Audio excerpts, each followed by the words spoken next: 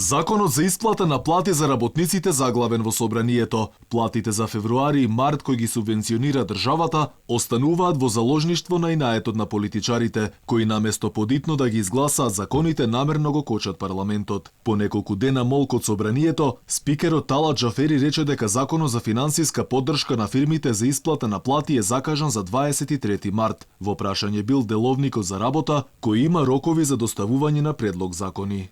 Ако пратениците не смогнат сили и час поскоро не ги изгласаат закочените закони од кои зависи лебот на стотици граѓани, добар дел на фирмите нема да може да ги исплатат платите кои им следуваат од државната помош од петтиот сет економски антикризни мерки.